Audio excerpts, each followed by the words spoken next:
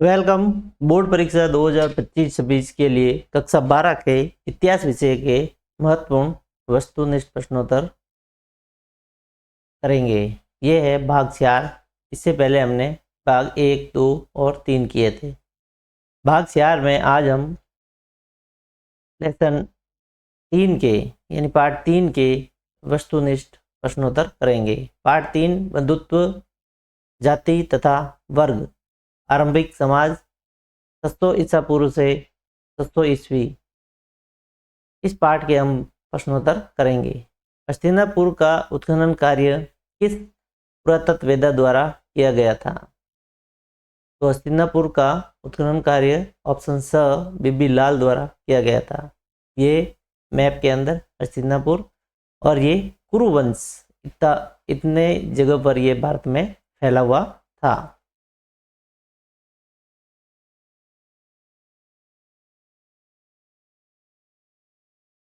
हस्तिनापुर का उत्खनन कार्य किस पुरातत्ववेत्ता द्वारा किया गया था?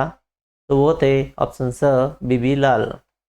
हस्तिनापुर का उत्खनन बीबी लाल ने 1951-52 में किया था और यह कार्य भारतीय पुरातत्व सर्वेक्षण AISI के अंतर्गत हुआ था। बीबी लाल का पूरा नाम ब्रजबासी लाल है। वे एक भारतीय पुरातत्वविद और लेखक थे जिन्होंने 1968 से 1972 तक भारतीय पुरातत्व सर्वेक्षण के महानिदेशक के रूप में कार्य किया था। ये इनका चित्र है और ये मोदी के साथ उनकी तस्वीर।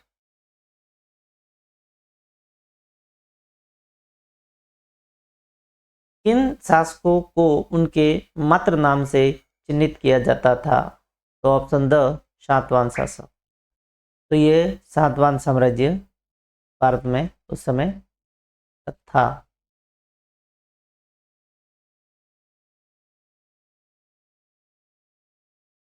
किन शासकों को उनके मातृ नाम से चिन्हित किया था? वो थे सातवाहन। सातवाहन वंश को मातृवंश इसलिए कहा जाता है क्योंकि शासकों के नाम प्राय उनकी माता के नाम पर रखे जाते थे, जैसे गौतमी पुत्र सातकर्णी और वशिष्ठ पुत्र पुलमावी। यह प्रथा दर्शाती है कि उस समय समाज में माता को अत्यधिक महत्व प्राप्त था, भले ही शता और उत्तराधिकार की व्यवस्था पितृशतात्मक ही रही हो। मातृशतात्मक समाज की झलक इस प्रथा से पता चलता है कि सातवाहन समाज में महिलाओं को महत्व दिया जाता था और यह मातृशतात्मक समाज की झलक थी। पितृशतात्मक व्यवस्था, हालांकि सत्ता का हस्तांतरण और उत्तराधिकार अभी भी पितृशतात्मक व्यवस्था के अनुसार ही होता था, क्योंकि सिंहासन का उत्तराधिकार वंशानुगत था।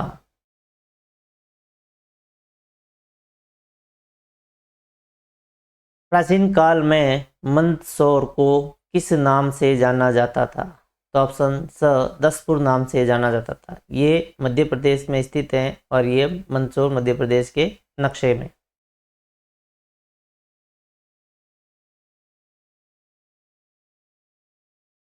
प्राचीन काल में मंदसौर को किस नाम से जाना जाता था? तो ऑप्शन स दसपुर। प्राचीन काल में मंदसौर को दसपुर के नाम से जाना जाता था। कुछ स्रोतों के अनुसार इसका नाम महाकाव्य काल में दर्शाण जाति के शासन के कारण पड़ा था, जबकि एक अन्य विवरण के अनुसार यह दसपुर नाम व्यापारियों के एक समूह द्वारा राजा उदयन और उनके 10 पुत्रों के सम्मान में दिया गया था। कुमारगुप्त का मंदसौर शिलालेख, इसमें कई रेशम बुनकरों के लाता या लाटा गुजरात से दासपुरा यानी दसपुर की ओर प्लायन के करने का उल्लेख है। तंतुवाय नाम कुमारगुप्त के मंदसौर शिलालेख में वर्णित संघ को दिया गया है। उनके शासनकाल में रेशम बुनकरों को के एक संघ ने मालव संवत 436 ईस्वी में 10 पूर्व में सूर्य को समर्पित एक मंदिर का निर्माण कराया। उसी संघ ने 473 ईस्वी में इस मंदिर का जीर्णोद्धार कराया।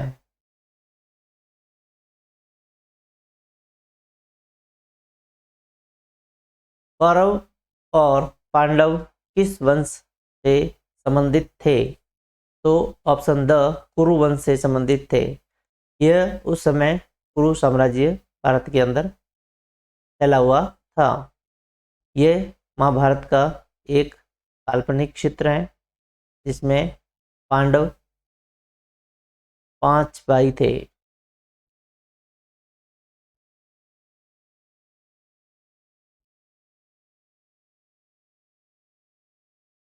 कौरव और पांडव किस वंश से संबंधित थे? तो ऑप्शन द कुरु वंश से संबंधित थे। कौरव और पांडव कुरु वंश के नाम से शासन करते थे। ये दोनों ही कुरु वंश की अलग अलग शाखाएं थी और उनके बीच संघर्ष हस्तिनापुर के सिंहासन के उत्तराधिकार को लेकर था। कुरु वंश एक प्राचीन और महत्वपूर्ण शासक परिवार था जिसके नाम पर कुरुक्षेत्र का युद्ध लड़ा गया, जिसे महाभारत का युद्ध कहते हैं। कौरव धृतराष्ट्र के पुत्र जो कुरु वंश के होने के कारण कौरव कहलाते थे और पांडु के पुत्र यानी धृतराष्ट्र के भाई पांडु उनके पुत्र, उन्हीं के वंशज के कारण ये पांडव कहलाते थे। कुरु वंश ने मध्य वैदिक काल में एक बड़े साम्राज्य का पर शासन किया जिसमें आधुनिक हरियाणा, दिल्ली और पश्चिमी उत्तर प्रदेश का क्षेत्र शामिल था। इनका शासन 1200 ईसा पूर्व से लगभग 350 ईसा पूर्व तक चला। जब कुरु महाजनपद का मगध साम्राज्य में विलय हो गया, परीक्षित और जन्मेजय जैसे शासकों के समय कुरु वंश अपने राजनीतिक और सांस्कृतिक शक्ति के चरम पर था और इनकी राजधानी हस्तिनापुर थी।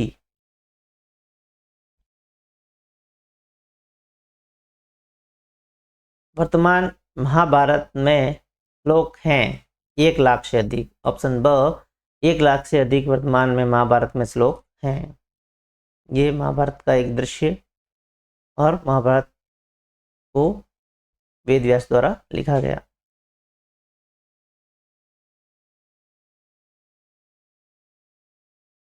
वर्तमान महाभारत में श्लोक हैं तो वो 1 लाख से अधिक। ऑप्शन ब महाभारत प्राचीन भारत का एक प्रमुख महाकाव्य है जिसे महर्षि वेद व्यास ने लिखा था। ये दुनिया का सबसे लंबा साहित्यिक ग्रंथ है जिसमें लगभग 1 लाख श्लोक हैं, जो हिंदू धर्म के सबसे महत्वपूर्ण ग्रंथों में से एक बनाता है। यह ग्रंथ पांडवों और कौरवों के बीच कुरुक्षेत्र युद्ध की कहानी का वर्णन करता है और धर्म, निष्ठा और ब्राह्मणीय न्याय जैसे दार्शनिक विषयों की गहराई से पड़ताल की गई है।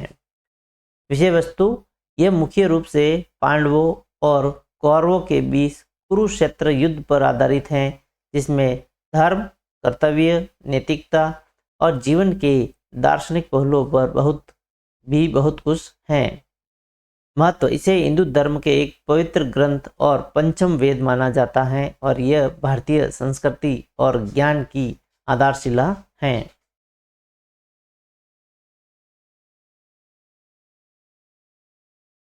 धर्मसूत्र और धर्मशास्त्र विवाह के कितने प्रकारों को अपनी स्वीकृति देते हैं? धर्मसूत्र और धर्मशास्त्र में विवाहों के प्रकार 8 बताए गए हैं, लेकिन स्वीकृति ये 4 प्रकार के विवाह को ही देते हैं। तो ऑप्शन अ 4 प्रकार के विवाहों को स्वीकृति देते हैं, लेकिन इसमें प्रकारों की संख्या बताए तो वो 8 हैं। विवाह के प्रकार 8 प्रकार बताए गए हैं। धर्मसूत्र और धर्मशास्त्र दोनों ही प्राचीन भारतीय धार्मिक और कानूनी ग्रंथों के प्रकार हैं, लेकिन इनमें कुछ अंतर हैं। धर्मसूत्र जैसे गौतम धर्मसूत्र और आपस्तम्भ धर्मसूत्र गद्य में संक्षिप्त सूत्रों में लिखे गए हैं और आचरण के नियमों से संबंधित हैं। दूसरी ओर धर्मशास्त्र जैसे कि मनुस्मृति, याज्ञवल्क्य स्मृति, नारद स्मृति मुख्य रूप से श्लोक काव्य में लिखे गए हैं और इनके आचार, व्यवहार और प्रायश्चित जैसे विषयों पर अधिक व्यवस्थित और विस्तृत विवरण होता है।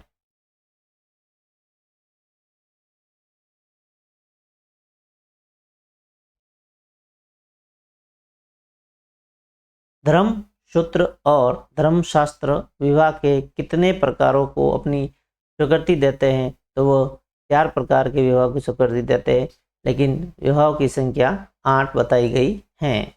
धर्मसूत्र और धर्मशास्त्रों में विवाह के 8 प्रकार बताए गए हैं। ब्रह्म, देव, आर्ष, प्रजापत्य, असुर, गंधर्व, राक्षस और पैशाच। इनमें से पहले 4 को शुभ माना जाता है, जबकि शेष 4 को अशुभ व निंदनीय माना जाता है। ब्रह्म विवाह ये सबसे श्रेष्ठ विवाह माना जाता है, जिसमें कन्या को वर को सुसज्जित करके दान दिया जाता है। देव विवाह, इस विवाह में यजमान की यज्ञशाला में एक यज्ञ के अवसर पर वर के रूप में पुरोहित को कन्या दी जाती है। आर्ष विवाह, इसमें वर कन्या के पिता को गाय और बैल जैसी दक्षिणा देकर कन्या को प्राप्त करता है। प्रजापत्य विवाह, इसमें वर और वधू दोनों के माता पिता अपनी सहमति से विवाह कराते हैं, जो आज में प्रचलित हैं।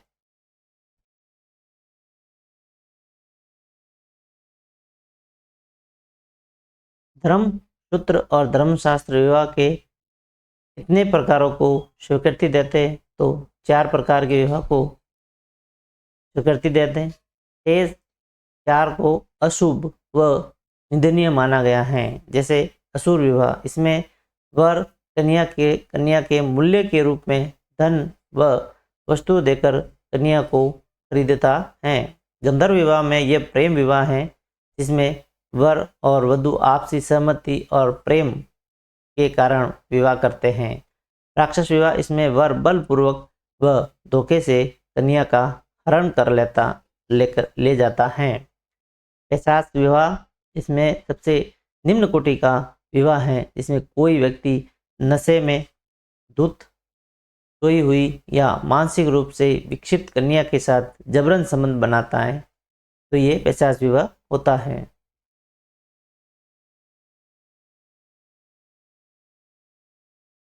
मातृवंशिकता में पितृवंशिकता में पिता का महत्वपूर्ण धार्मिक कर्तव्य माना गया है कन्यादान। ऑप्शन ब कन्यादान। पुत्री का विवाह करना पिता का परम कर्तव्य समझा जाता था।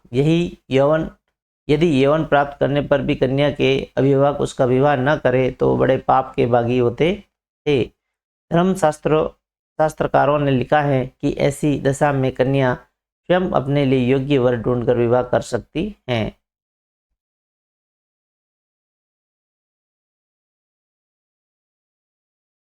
पितृवंशिकता में पिता का महत्वपूर्ण धार्मिक कर्तव्य माना गया था, वो था ऑप्शन ब कन्यादान।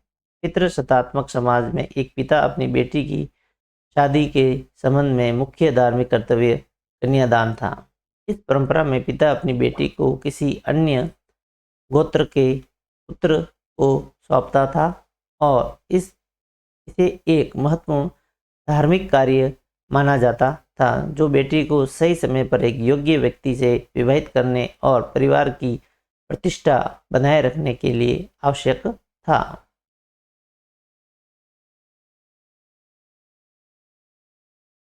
इस उपनिषद में कई लोगों को उनके मात्र नामों से निर्दिष्ट किया गया था। तो ऑप्शन अ बृहदारण्यक उपनिषद। सातवाहन वंश को मातृवंश इसलिए कहा जाता है क्योंकि शासकों के नाम प्राय उनकी माता के नाम पर रखे जाते थे, जैसे गौतमी पुत्र सातकर्णी, वशिष्ठ पुत्र पुलमावी। यह प्रथा दर्शाती है कि उस समय समाज में माता को अत्यधिक महत्व प्राप्त था, भले ही सत्ता और उत्तराधिकार की व्यवस्था पितृसत्तात्मक रही हो।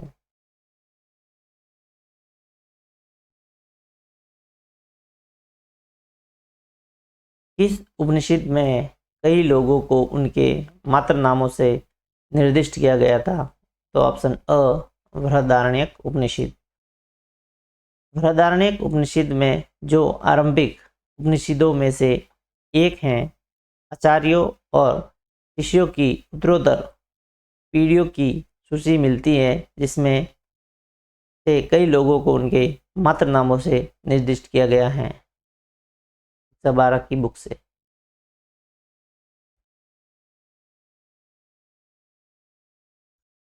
किस सातवाहन शासक ने स्वयं को अनूठा ब्राह्मण एवं क्षत्रियों के दर्प का हनन करने वाला बताया था? तो ऑप्शन ब गौतमीपुत्र सातकर्णी। गौतमीपुत्र सातकर्णी यह सातवाहन वंश का साम्राज्य था और ये गौतमीपुत्र सातकर्णी का काल्पनिक चित्र।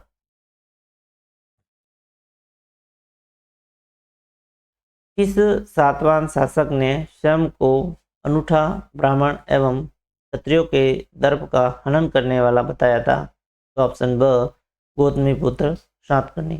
महान सम्राट गौतमीपुत्र सातकर्णी और उनके द्वारा जारी शीशे के सिक्के।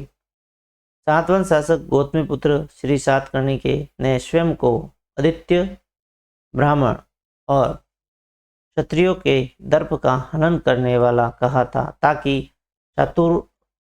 चातुर्वर्णीय व्यवस्था को फिर से स्थापित किया जा सके और अन्य शासकों विशेष रूप से शक क्षत्रपों को हराया जा सके।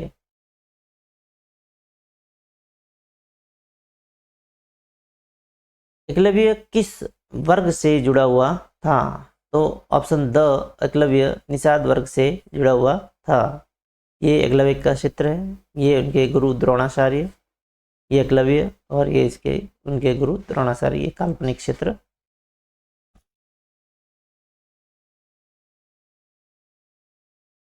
एकलव्य किस वर्ग से जुड़ा हुआ था? तो ऑप्शन द वह निषाद वर्ग से जुड़ा हुआ था। ये एकलव्य जो अपना अंगूठा काट के द्रोणाचार्य को दे रहे हैं। एकलव्य निषाद वर्ग जनजाति से थे और उनके पिता निषाद राज धनु थे। वह वन और पहाड़ी जनजातियों के संग निषादों के एक युवा राजकुमार थे, यानी ये जनजाति लोग थे।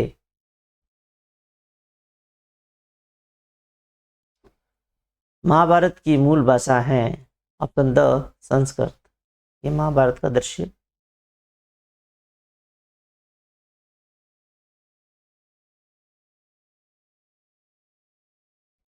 महाभारत की मूल भाषा संस्कृत थी, यद्यपि इसके कई अन्य भारतीय भाषाओं में अनुवाद उपलब्ध हैं, जैसे कि हिंदी, तमिल आदि, लेकिन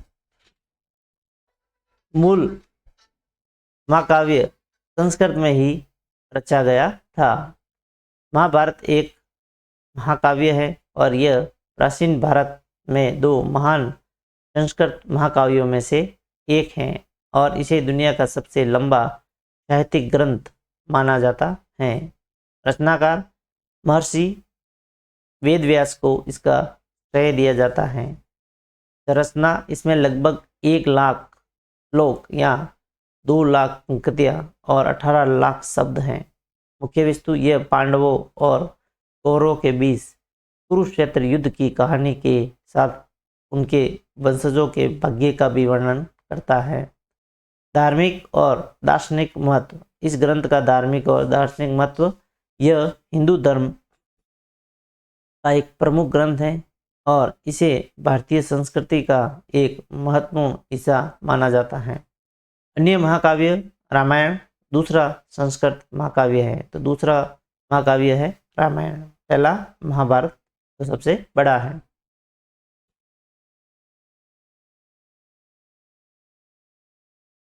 प्रसिद्ध इतिहासकार V.S.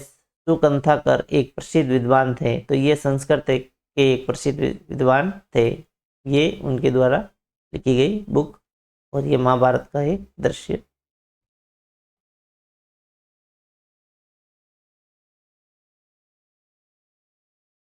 प्रसिद्ध इतिहासकार V.S. सुकंथाकर एक प्रसिद्ध संस्कृत के विद्वान थे। वे एक महान संस्कृतविद थे जिनके नेतृत्व में महाभारत का आलोचनात्मक संस्करण तैयार किया गया था। इस परियोजना में भारत भर से संस्कृत पांडुलिपियों को इकट्ठा करना, उनकी तुलना करना, अधिकांश संस्करणों में सामान्य छंदों का चयन करना शामिल था। V.S. सुकंथाकर संस्कृत भाषा के विद्वान थे। उन्हें मुख्य रूप से महाभारत के आलोचनात्मक संस्करण के प्रधान संपादक के रूप में जाना जाता है, जिसे पुणे के भंडारकर ओरिएंटल रिसर्च इंस्टीट्यूट ने प्रकाशित किया था।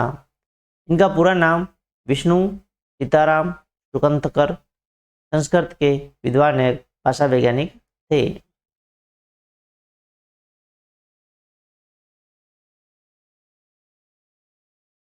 महाभारत के समालोचनात्मक संस्करण से संबंधित अत्यंत महत्वाकांक्षी परियोजना किस वर्ष आरंभ हुई थी?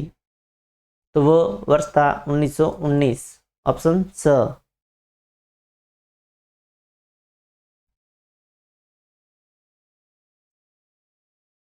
महाभारत के समालोचनात्मक संस्करण से संबंधित एक अत्यंत महत्वाकांक्षी परियोजना किस वर्ष आरंभ हुई? तो वो वर्ष था ऑप्शन स 1919।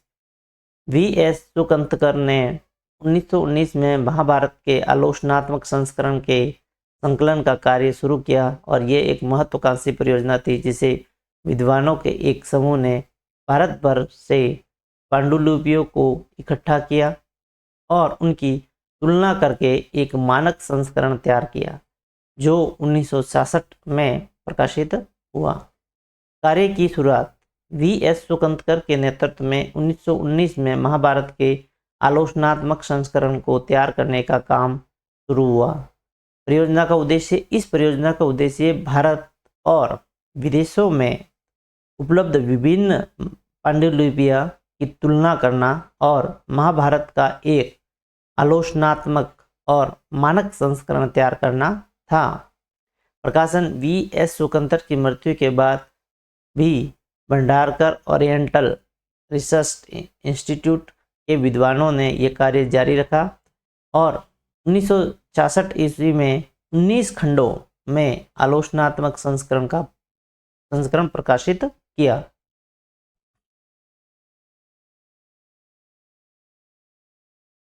महाभारत एक है ऑप्शन ब महाकाव्य।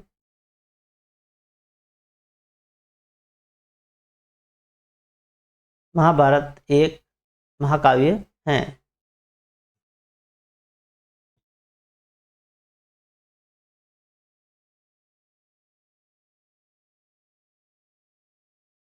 महाभारत एक ऑप्शन ब महाकाव्य है। महाभारत एक प्राचीन भारतीय महाकाव्य है जो दुनिया का सबसे लंबा महाकाव्य माना जाता है। यह संस्कृत में लिखा गया है। इसमें लगभग 1 लाख श्लोक हैं। इसका श्रेय महर्षि वेदव्यास को दिया जाता है और यह धर्म, निष्ठा, नैतिक मूल्यों पर आधारित है। महाभारत के बारे में मुख्य बातें। रचनाकार महर्षि व्यास। विवरण। यह कुरुक्षेत्र में कौरवों और पांडवों के बीच एक राजवंशीय युद्ध का वर्णन करता है। विषय। यह धर्म, नैतिकता और ब्राह्मणीय न्याय जैसे विषयों की पड़ताल करता है। लंबाई। यह दुनिया का सबसे लंबा महाकाव्य है जो रामायण से 4 गुना लंबा और इलियड और ओडिसी के संयुक्त भाग से भी अधिक लंबा है। महत्व, इसे भारतीय साहित्य का एक अनुपम ग्रंथ माना जाता है और हिंदू धर्म के प्रमुख ग्रंथों में से एक है। अन्य नाम, इसे भारत के नाम से भी जाना जाता है। रचना, यह 18 पर्वों में विभाजित है जिसमें भागवत गीता भी शामिल है।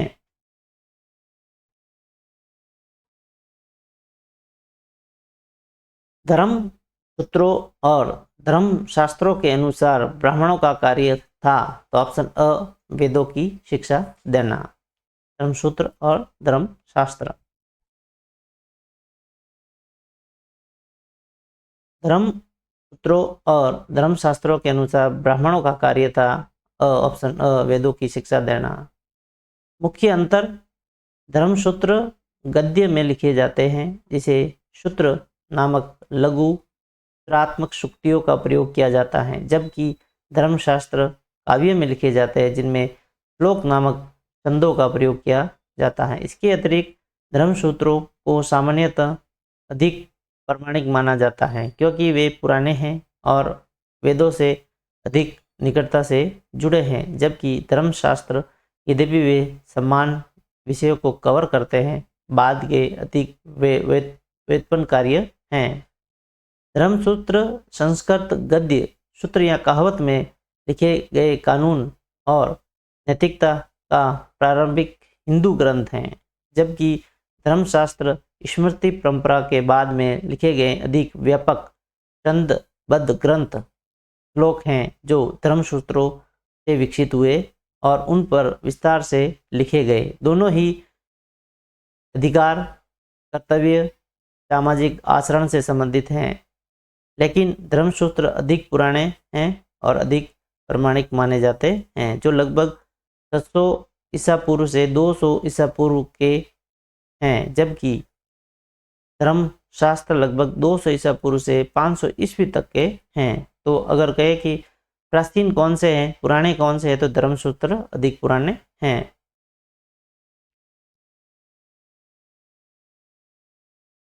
महाभारत के समालोचनात्मक संस्करण का कार्य किसके नेतृत्व में प्रारंभ हुआ था, तो वो थे वी.एस. सुकंताकर।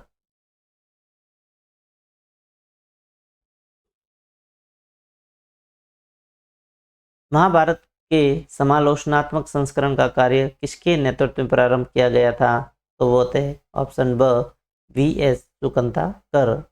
वी.एस. सुकंताकर ने 1919 में महाभारत के आलोचनात्मक संस्करण के संकलन का कार्य शुरू किया था।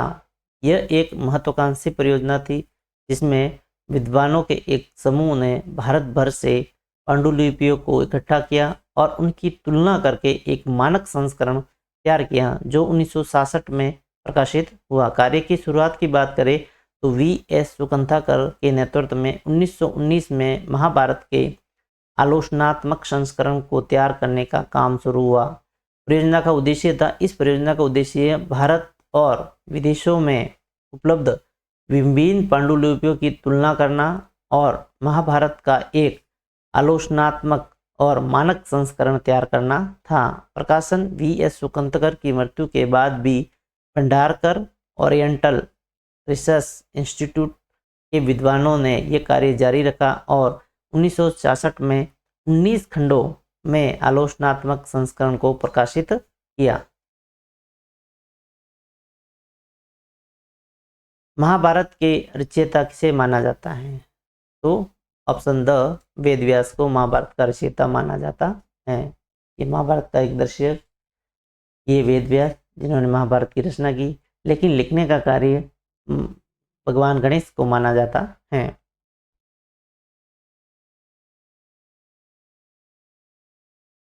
महाभारत के रचयिता किसे माना जाता है, तो ऑप्शन द वेद व्यास। हिंदू मान्यताओं और पौराणिक संदर्भों एवं स्वयं महाभारत के अनुसार इस काव्य का रचनाकार वेद व्यास जी को माना जाता है, महर्षि वेद व्यास। महाभारत एक प्राचीन महाकाव्य है जो दुनिया की सबसे लंबा महाकाव्य माना जाता है। यह संस्कृत में लिखा गया है और इसमें लगभग 1 लाख श्लोक हैं। इसका श्रेय महर्षि व्यास को दिया जाता है। यह धर्म, निष्ठा और नैतिक मूल्यों पर आधारित हैं। तो महाभारत धर्म, निष्ठा और नैतिक मूल्यों पर आधारित हैं।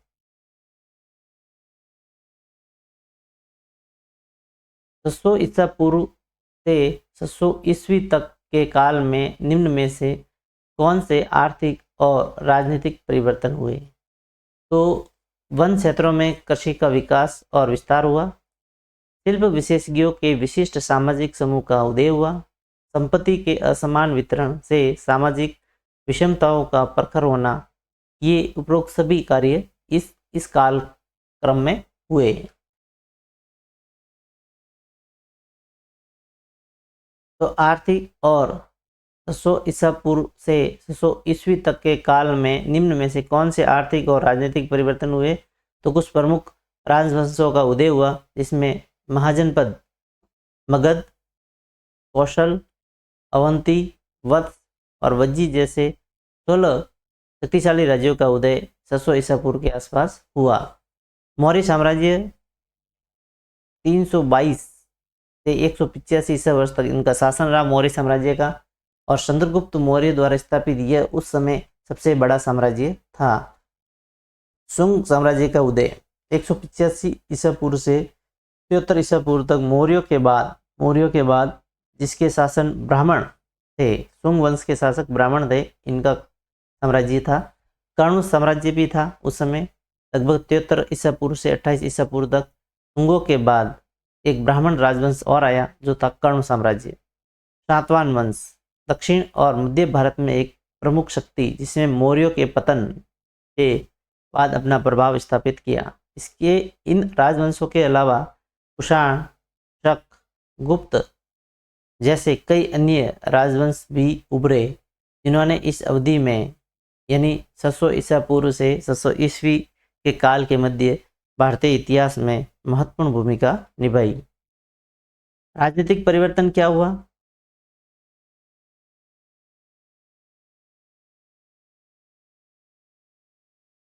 राजनीतिक परिवर्तन क्या हुआ? तो राज्यों और साम्राज्यों का उदय। चंद्रगुप्त मौर्य जैसे शासकों ने बड़े साम्राज्यों की स्थापना की, जो राजनीतिक अस्थिरता के दौर के बाद स्थिरता लाए। केंद्रीकृत शासन। मौर्य साम्राज्य के तहत केंद्रीकृत शासन प्रणाली विकसित हुई। विरासत की प्रथा, पितृवंश की प्रथा मजबूत हुई, जिसमें पिता, संपत्ति और पदवी सबसे बड़े बेटे को मिलती थी। आर्थिक परिवर्तन क्या हुए इस काल में? तो कृषि का विकास हुआ। नई तकनीकों जैसे लोहे के हल, सिंचाई प्रणालियों के कारण कृषि उत्पाद में वृद्धि हुई। शहरीकरण बढ़ा, नए शहरों का विकास हुआ जो व्यापार और वाणिज्य के केंद्र बने। व्यापार का विस्तार हुआ। इस काल में स्थानीय और अंतर्राष्ट्रीय व्यापार बढ़ा, जिसमें उपमहाद्वीप से मध्य एशिया, अफ्रीका और दक्षिणी पूर्वी एशिया तक व्यापार मार्ग शामिल थे। धन और संपत्ति का असमान वितरण। कृषि और शिल्प विशेषज्ञता के विकास के से संपत्ति का असमान वितरण बढ़ा, जिसमें सामाजिक असमानताएं बढ़ी। सिक्कों का प्रचलन। राजस्व और धातु के सिक्के जारी किए गए, जो व्यापार और शासन के लिए महत्वपूर्ण थे।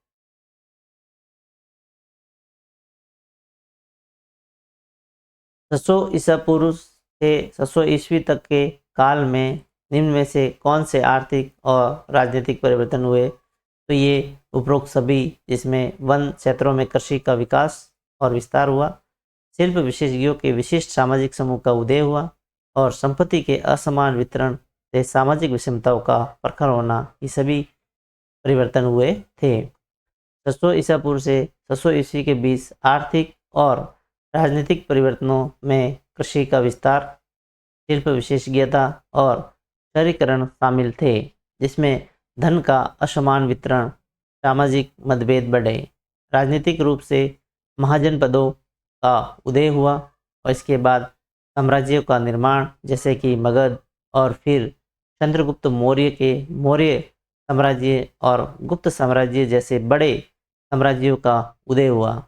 ये परिवर्तन सड़कों के निर्माण, मुद्रा प्रणाली के विकास और व्यापार में वृद्धि से संभव हुए, जिससे भविष्य के लिए एक मजबूत नींव रखी।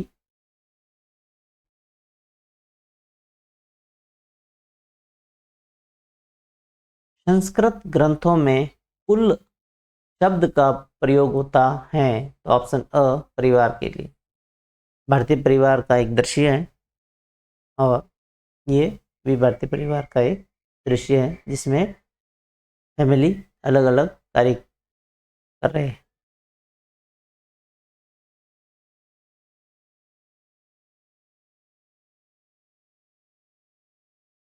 संस्कृत ग्रंथों में कुल शब्द का प्रयोग होता था, तो ऑप्शन अ परिवार के लिए। संस्कृत ग्रंथों में कुल शब्द का प्रयोग मुख्य रूप से परिवार, कबीले या वंश के लिए होता है। इसका अर्थ है एक परिवार इकाई या विस्तारित परिवार से है जो वंश और विरासत पर जोर देता है। परिवारों या घरों के ऐसे समूह को कुल कहते हैं जो एक पूर्वज की संतान होने का दावा करते हैं।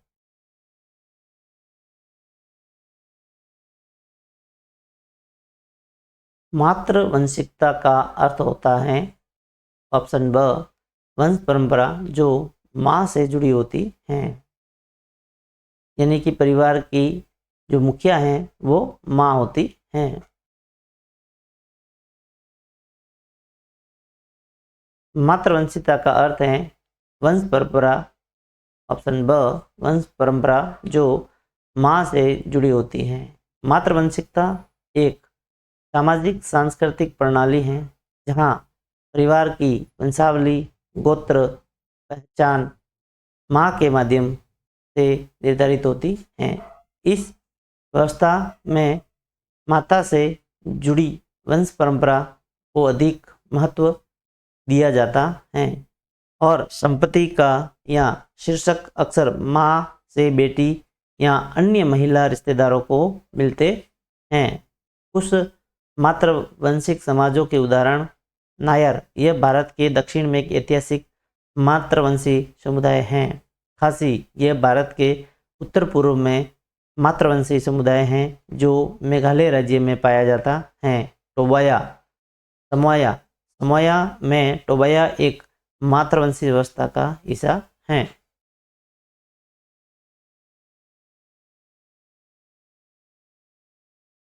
मातृवंशिकता का अर्थ है वह वंश परंपरा जो माँ से जुड़ी होती है। मातृवंशिकता एक सामाजिक व्यवस्था है जिसमें वंशानुक्रम और संबंध माँ की ओर से गिने जाते हैं। इसका मतलब है कि किसी परिवार की पहचान, परिवार, संपत्ति और उत्तराधिकार का संबंध उसकी माँ की वंशावली से होता है, न कि पिता की और से। यह एक ऐसी व्यवस्था है जिसमें माताओं या महिला पूर्वजों को वंश परंपरा में महत्वपूर्ण स्थान दिया जाता है।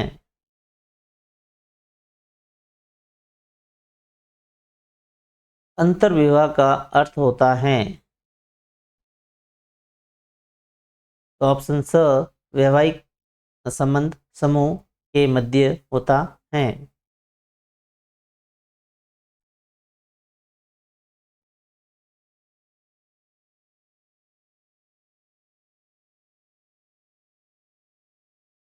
अंतर्विवाह का अर्थ होता है वैवाहिक समूह संबंध समूह के मध्य ही होता है। अंतर्विवाह का अर्थ है किसी एक समूह के भीतर, जैसे कि एक ही जाति, धर्म या जनजाति के भीतर विवाह का करना। यह बहिर्विवाह के विपरीत है जिसमें एक व्यक्ति अपने समूह के बाहर विवाह करता है। अंतर्विवाह पारंपरिक रूप से उन समाजों में अधिक प्रचलित रहा है जो अपनी जातीय, धार्मिक और सामाजिक पहचान बनाए रखना चाहते हैं। जैसे भारत में जाति व्यवस्था कुछ धार्मिक समुदायों में है। अंतर्विवाह के प्रकार। जातिगत अंतर्विवाह, यह एक जाति के दो लोगों के बीच विवाह जिसमें अंतर्विवाही भी कहते हैं। धार्मिक अंतर्विवाह, एक ही धर्म के भीतर विवाह जिसमें कुछ लोग अपने धार्मिक पहचान को बनाए रखने के लिए चुनते हैं। सामाजिक वर्ग या वर्ग अंतर्विवाह, ये एक सामाजिक वर्ग जैसे कि कुलीन वर्ग या किसान वर्ग में विवाह करना। जातीय अंतर्विवाह, एक ही जाति या नस्लीय समूह के भीतर विवाह करना।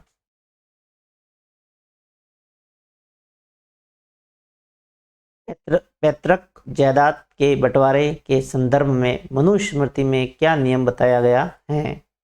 तो स्त्रियां ऑप्शन अ, स्त्रियां पैतृक समाज में हिस्सेदारी की मांग नहीं कर सकती। यह मनुस्मृति में कहा गया है कि स्त्रियां पैतृक संसाधन में हिस्सेदारी की मांग नहीं कर सकती। जायदाद का बंटवारा सभी पुत्रों में समान रूप से वितरित हो, यह मनुस्मृति में कहा गया है। बड़ा पुत्र संपत्ति में विशेष भाग का अधिकारी था। तो उपरोक्त सभी, ये मनुस्मृति।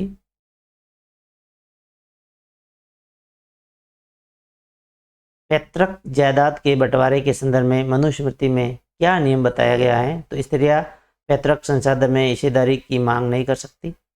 जायदाद का बंटवारा सभी पुत्रों में समान रूप से वितरित हो, और बड़ा पुत्र संपत्ति में विशेष भाग का अधिकारी था। तो ये सभी मनुस्मृति में दिए गए हैं। तो मनुस्मृति के रचनाकार, मनुस्मृति के रचयिता महर्षि मनु हैं। विवरण, यह एक प्राचीन धार्मिक ग्रंथ है जिसमें सामाजिक व्यवस्था, कानून और कर्तव्य के बारे में नियम दिए गए हैं।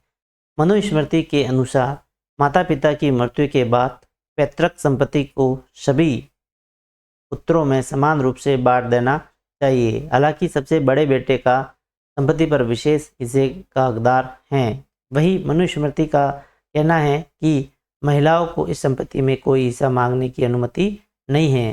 हालांकि आजकल ऐसा नहीं होता है।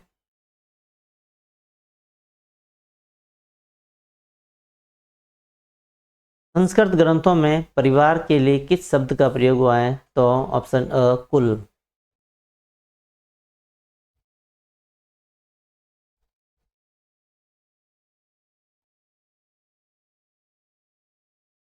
संस्कृत ग्रंथों में परिवार के लिए कुल शब्द का प्रयोग हुआ है। ऑप्शन अ, परिवारों या घरों को ऐसे समूह को कुल कहते हैं जो एक ही पूर्वज की संतान होने का दावा करते हैं। संस्कृत ग्रंथों में कुल शब्द का प्रयोग मुख्य रूप से परिवार, कबीले या वंश के लिए होता है। इसका अर्थ एक ही परिवार, इकाई या विस्तारित परिवार से है जो वंश और विरासत पर जोर देता है।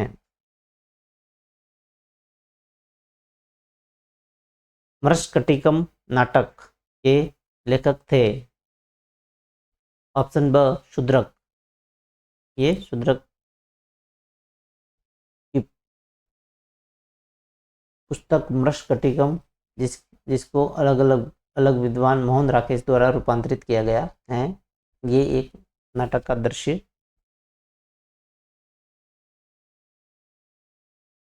मृष्कटिकम नाटक के लेखक ऑप्शन ब, शूद्रक थे। मृष्कटिकम शूद्रक द्वारा लगभग दूसरी शताब्दी ईसा पूर्व से 5वीं शताब्दी ईस्वी के बीच लिखा गया एक संस्कृत नाटक है। यह एक प्रसिद्ध सामाजिक नाटक है जो एक गरीब ब्राह्मण और एक वेश्या की के प्रेम प्रसंग की कहानी कहता है। इसके लेखक हैं शूद्रक और समय है दूसरी शताब्दी ईसा पूर्व से 5वीं शताब्दी ईस्वी के बीच, और इसकी भाषा है संस्कृत। विषय है इसमें एक ब्राह्मण चारुदत्त और एक वेश्या वसंत सेना के बीच प्रेम और उनके जीवन के संघर्ष को दर्शाता है। मृष्कटिका दूसरी शताब्दी ईसा पूर्व में संस्कृत में लिखी गई थी और ये एक योग्य ब्राह्मण चारुदत्त और एक गणिका वसंत सेना की प्रेम कथा है। मनुस्मृति में पुरुषों के धन अर्जित करने के कितने तरीके बताए गए हैं? तो वो ऑप्शन स, 7 प्रकार बताए गए हैं धन अर्जित करने के। मनुस्मृति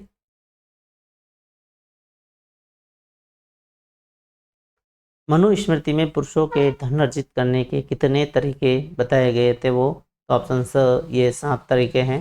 मनुस्मृति के अनुसार पुरुष धन कमाने के 7 साधन अपना सकते हैं, जबकि महिलाओं के लिए धन प्राप्ति के 6 साधन बताए गए हैं।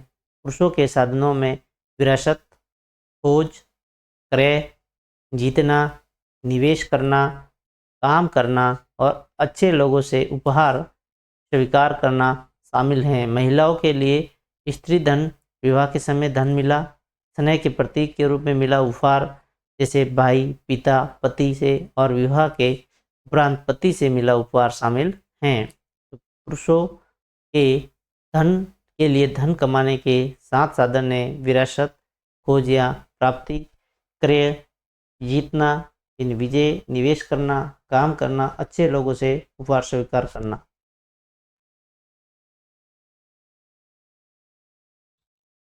महिलाओं के लिए धन कमाने के 6 साधन: स्त्री धन, विवाह के समय मिला धन, स्नेह प्रतीक जिसमें भाई, पिता, पति, और विवाह के बाद पति से मिले। इस तरह से पुरुष के लिए धन अर्जित करने के ऑप्शन 7 तरीके हैं, वही महिलाओं के लिए धन कमाने के 6 साधन बताए गए हैं।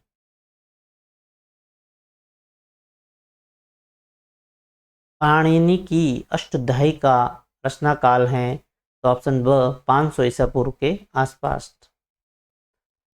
पाणिनि के ऊपर 2004 में 5 रुपये का डाक टिकट जारी किया गया था।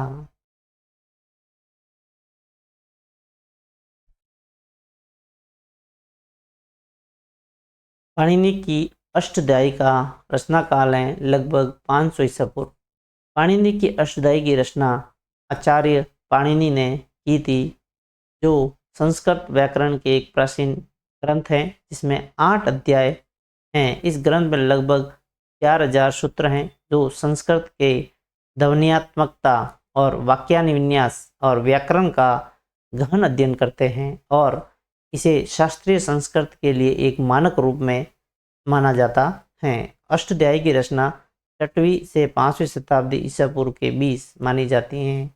रचना की मुख्य विशेषताएं: इसके रचयिता थे आचार्य पाणिनि, काल था 6वीं से 5वीं शताब्दी ईसा पूर्व। संरचना: इसमें 8 अध्याय हैं और प्रत्येक अध्याय में 4 पाद यानी भाग हैं, और सूत्र लगभग इसमें 4000 सूत्रों का संकलन है। विषय: संस्कृत भाषा का व्यवस्थित व्याकरण। संस्कृत भाषा का व्यवस्थित व्याकरण, जिसमें ध्वन्यात्मकता, वाक्य विन्यास और व्याकरण के नियम शामिल हैं।